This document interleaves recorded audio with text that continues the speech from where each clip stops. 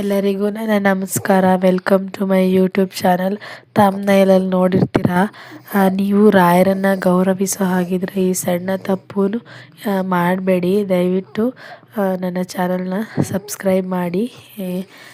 ಯಾವ ವಿಚಾರದ ಬಗ್ಗೆ ಮಾತಾಡ್ತಾ ಇದ್ದೀವಿ ಅಂದರೆ, ರಾಯರ ಬಗ್ಗೆ ಎಲ್ಲರಿಗೂ ಗೌರವ ಪ್ರೀತಿ ಇದ್ದೇ ಇರುತ್ತೆ.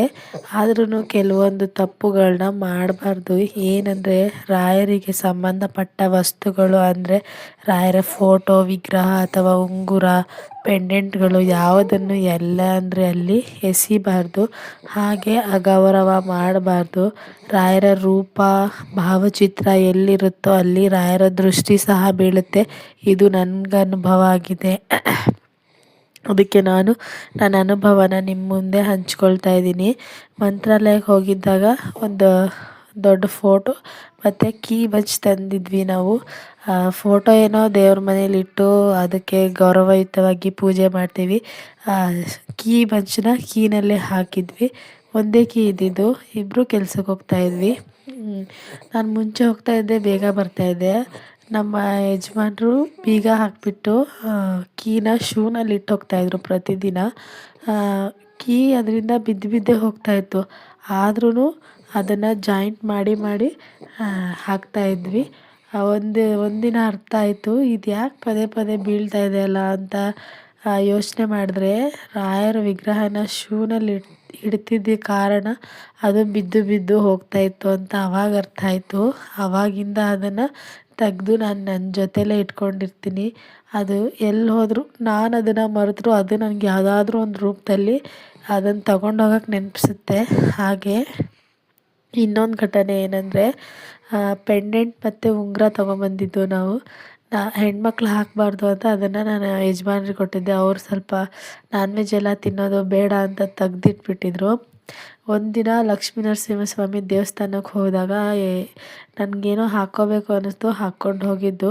ಬಟ್ ಬ್ಯಾಡ್ ಲಕ್ ಅನ್ನೋ ಥರ ಅವತ್ತು ಲಕ್ಷ್ಮೀ ನರಸಿಂಹಸ್ವಾಮಿ ದರ್ಶನ ನಾವು ಹೋಗೋಷ್ಟೊತ್ತಿಗೆ ಬಾಗ್ಲು ಹಾಕ್ಬಿಟ್ಟಿದ್ರು. ದರ್ಶನ ಆಗಲಿಲ್ಲ. ಏನೋ ಒಂದು ಕಷ್ಟ ಹೇಳ್ಕೊಳ್ಳೋಣ ಅಂತ ಬಂದರೆ ಬಾಗ್ಲು ಹಾಕ್ಬಿಟ್ರಲ್ಲ ಅಂತ ಅದೇ ಬೇಜಾರಲ್ಲಿ ಮನೆಗೆ ಬಂದರೆ, ಆ ಉಂಗುರದಲ್ಲಿ ಎಡಗಣ್ಣು ಸ್ವಲ್ಪ ಓಪನ್ ಆಗಿರೋ ಥರ ಇತ್ತು. ನಾನು ಇದು ಸ್ವಲ್ಪ ಸ್ಕ್ರ್ಯಾಚ್ ಆಗಿರ್ಬೋದು ನೋಡು ಅಂತ ತೋರಿಸಿದ್ರೆ, ಅದು ಸ್ಕ್ರ್ಯಾಚ್ ಏನೂ ಆಗಿರಲಿಲ್ಲ. ಕಣ್ಣು ಓಪನ್ ಆಗಿರೋ ಥರ ಇತ್ತು.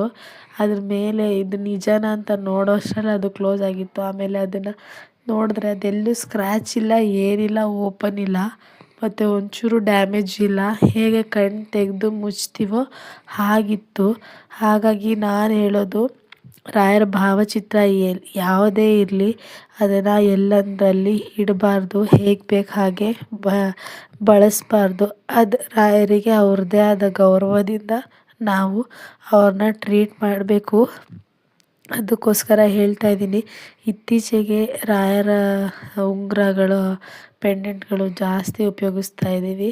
ಮತ್ತು ಅದನ್ನು ಹೆಣ್ಮಕ್ಳು ಉಪಯೋಗಿಸ್ಬಾರ್ದು ಹಾಗೆ ಹೀಗೆ ಅಂತಾರೆ. ಅದೆಲ್ಲ ರಾಯರಿಗೆ ಸೇರಿದ್ದು. ಆದರೆ ನಾನು ಉಪಯೋಗಿಸ್ತೀನಿ. ಯಾಕಂದರೆ ನಾನು ಹಾಕ್ಕೊಂಡಿದ್ದಾಗ ರಾಯರ ದೃಷ್ಟಿ ಬಿತ್ತು. ಆ ನಂಬಿಕೆಯಿಂದ ನಾನು ಧರಿಸ್ತೀನಿ. ಮುಟ್ಟಿದ್ದಾಗ ಮಾಂಸಾಹಾರ ಆ ಥರದ್ದೇನಾದರೂ ಅಡುಗೆ ಮಾಡಬೇಕು ಅಂದರೆ ತೆಗ್ದಿಟ್ಬಿಟ್ಟು ಮಾಡ್ತೀನಿ.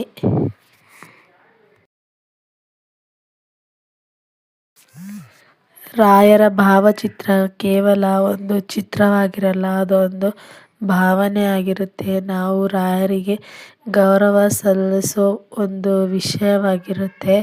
ದಯವಿಟ್ಟು ಈ ವಿಚಾರ ಎಲ್ಲರಿಗೂ ತಿಳಿಸಿ.